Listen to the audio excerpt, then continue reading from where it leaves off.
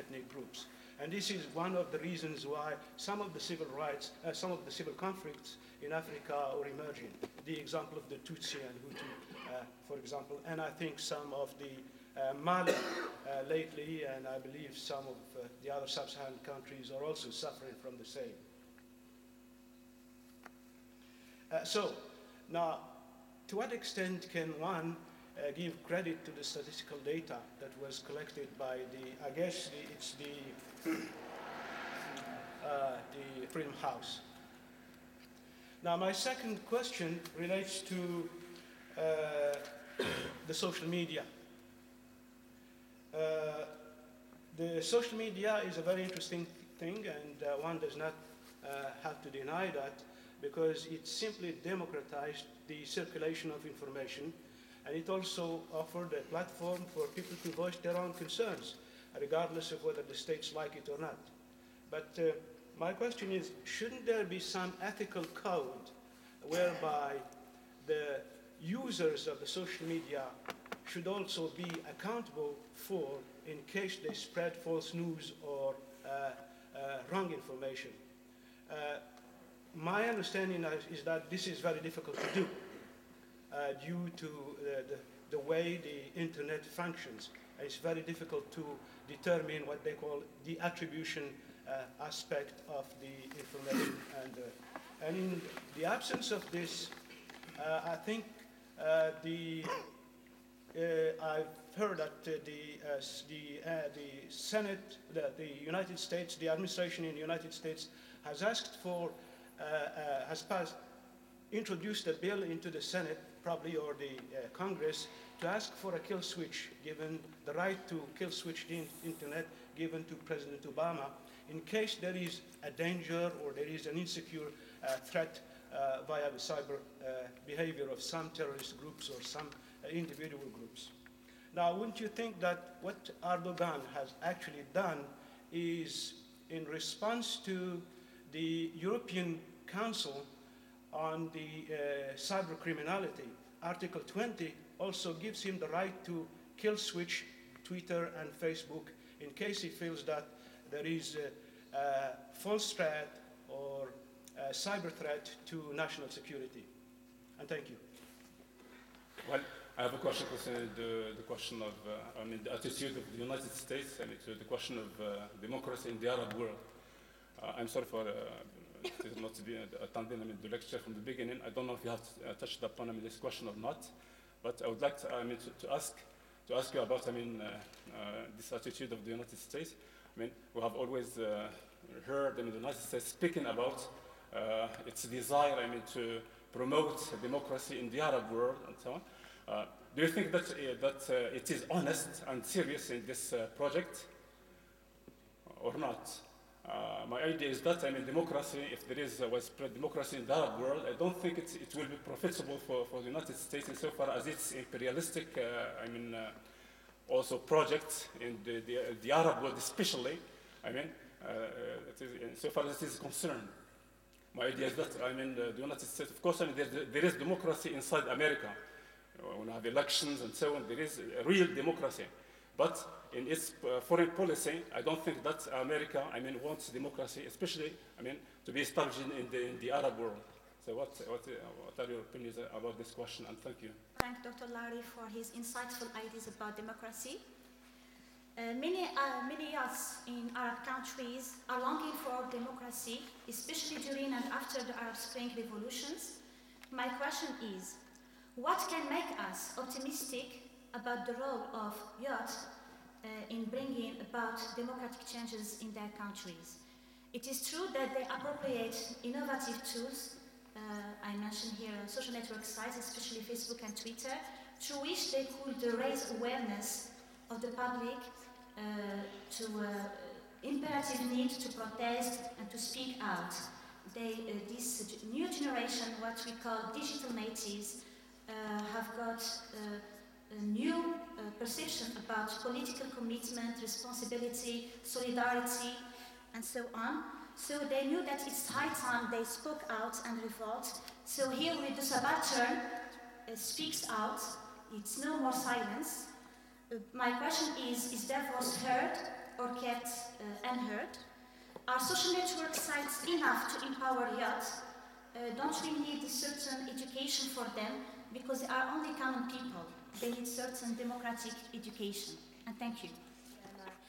My question is concerning the statistic that you mentioned before above about the point of a change is between 2005 and 2007 and 8. It was, I think, about the bankruptcy in the United States, about what happened to the Lehman Brothers Bank, central bank.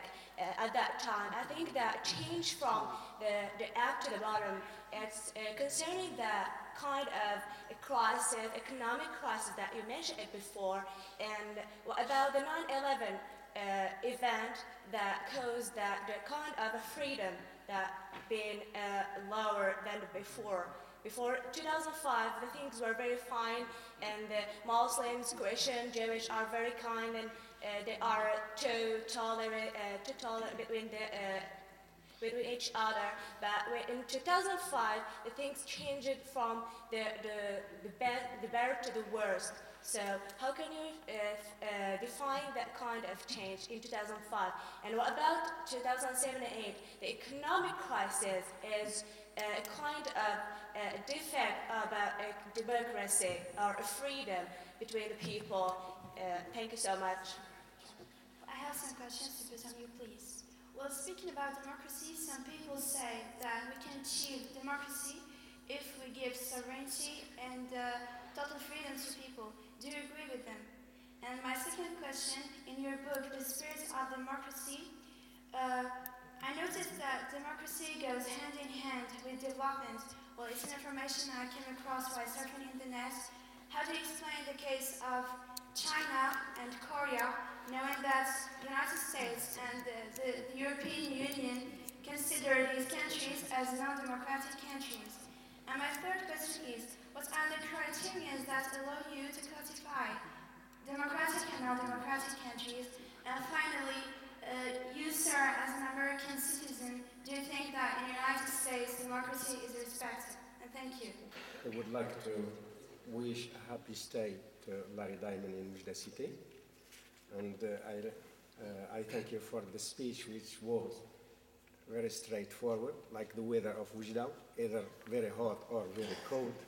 No. So I return to the question of Ukraine. During the revolution in Ukraine, we saw that all European and America they want to help the Ukrainian revolution. But once upon a time, used to be a revolution in Chechnya, and nobody were in the help of the Chechenian population. That's first of all. And second as well, after the coup d'etat in Egypt, all Europeans were supporting nearly the coup d'etat. Not straightforward, but somehow. I would like to ask this European, what you call the high standard democratic, the high quality democratic countries, how you expect us to believe that the European and United States are really with the high quality democratic? Again about Russia. It took only Russia, you said, had risen Ukraine by using force and using army. Well, let's not forget that US and Europe did the same in Pakistan in the name that they were fighting terrorists. And France did the same to Africa, also in the name that they were fighting terrorists. For me, it's the same thing. They use also army and force. And the second question about Twitter. US tend to eliminate the sites about terrorists. If it is freedom, they should let freedom to everybody, to every site, website. Maybe, like you think terrorist sites are dangerous for the nation, Turkey think that Twitter is dangerous for the nation. Not to mention that in social media they make real Muslims look like terrorists. The ones that really take their religion from heart. So, also. قضية الديمقراطية أتصور أنها حالة أكثر منها اعتبارات قطرية أو إثنية أو عقائدية. هي حالة، والناس تجاه هذه الحالة تجاه الديمقراطية ثلاثة أصناف أو أكثر من ذلك. بعضهم ضحايا الديمقراطية، وبعضهم بكاؤون على الديمقراطية، وبعضهم يمارسون الإرهاب باسم الديمقراطية على الاتحاد. So, Mr. Khidar welcomes you again, and he's talking about democracy, making three types of, of consideration when أصناف تجاه. Yeah. First of all, we've got معظم الباحثين يبكون من أجل الديمقراطية لا شيء آخر. And there are some groups who like democracy. Yeah. They're hungry for democracy. And they yearn for democracy, but they don't find it. Yeah, they are still looking for it. And the third one. عفوا هم الذين يتبنون الأطروحة الديمقراطية ويتصور أنهم يدافعون عن الديمقراطية ولكنهم يغتالون الديمقراطية. And the last group is one which pretends to defend democracy when in fact it does not. طيب أنا أعزي في هذا اليوم بالضبط ضحايا الديمقراطية في العالم العربي خاصة، ولكن في العالم كله، لأن قلنا الديمقراطية حالة وليست عنوان جغرافي أو عنوان عقدي أو شيء آخر. أعزيهم لأن في هذا اليوم يبكي العالم 526 حكم قضائي بالإعدام في مصر في اليوم. Que pensez-vous de la démocratie quand elle ne sert pas les intérêts des Occidentaux ou bien d'Israël en particulier? Ici, je fais référence aux élections emportées par Hamas et qui a été contraint à ne pas gouverner. Les exemples sont multiples, tels que par exemple si déjà en 1991 par les élections emportées par le fils en Algérie et actuellement les frères musulmans en Égypte. Et le processus d'autodétermination en Crimée, en Ukraine. Some part of his experience in Iraq, because he had worked with Paul Bremer on setting up a democracy in Iraq. And Mr. Aina would like to know, he has a question. He thinks that the experience in Iraq has not ended up by setting up a democracy, but worse, he says worse, it's Iraq now is helping non-democratic countries, and so it would not be a problem or a failure of how democracy works. You're welcome here in Oujda, and thank you for being here, actually. So I have a question. How could a country achieve democracy as long as its economy is really weak and in crisis? In other words, how it could achieve democracy and its economy, its states, its properties got robbed. And they have the second question is, as an American citizen, do you think that USA is more democratic outside the country, outside the boundaries? And the last question is, are there any possibilities to Iraq to be democratic after USA intervention? I'll come back to some of these in sequence, but let me first tackle what I think is the question that was most often asked in different forums, which concern both U.S. foreign policy and, in a way, the hypocrisy of the United States and Europe, and double standards, and how can these be high-quality democracies when they behave in low-quality ways toward other countries in the world. So let me say the following. First of all, the judgment about the quality of democracy inside a country's borders, levels of freedom, political competition, transparency, the rule of law, and so on, do not intrinsically imply anything about a country's behavior outside its borders. That's a separate and independent question that can be evaluated. And it was the case until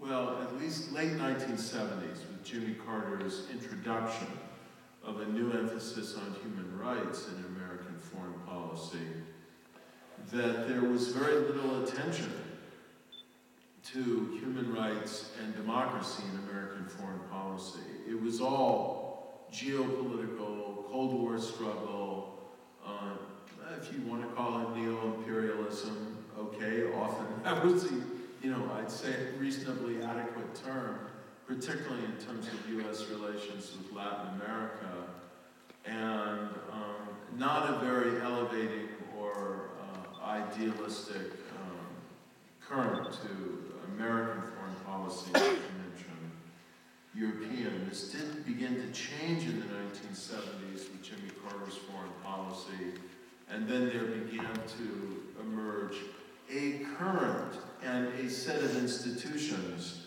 to try to assist democratic development abroad and support democratic actors abroad in civil society as well as in the party system, courts, legislatures, and so on, that were struggling to achieve democracy.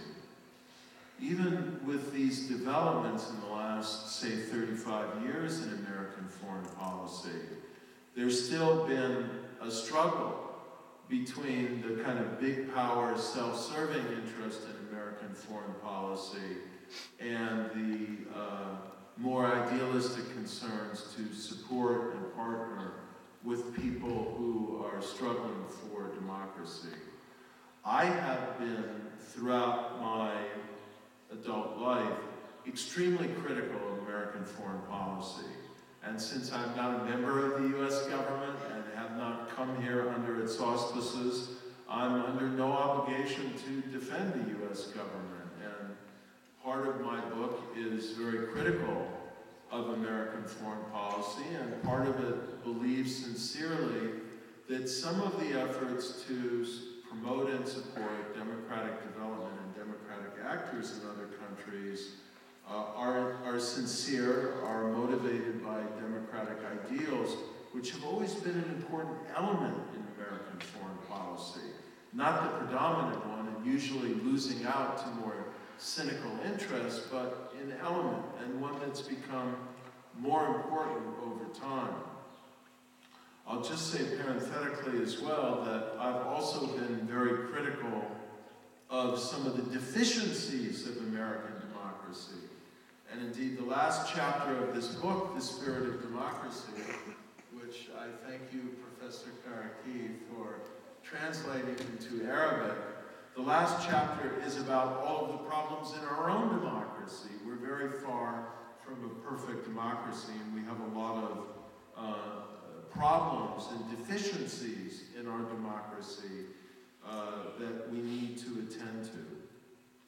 I believe that there are times and there are instances when American foreign policy changes in a more democratic direction.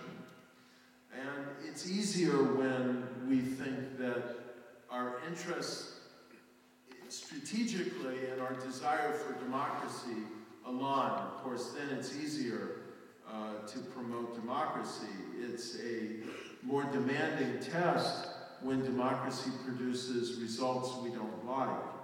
And my argument has been all along that we need to have patience and a long-term view, that if we don't like the results of an election, well, democracy brings about change over time. And if you don't like the results of an election, wait, because, inevitably democracy is about alternation, and eventually there's a self-correcting mechanism, and if a government is not responsible and not pursuing the interests of its citizens, eventually the people will exercise the democratic right to change that government.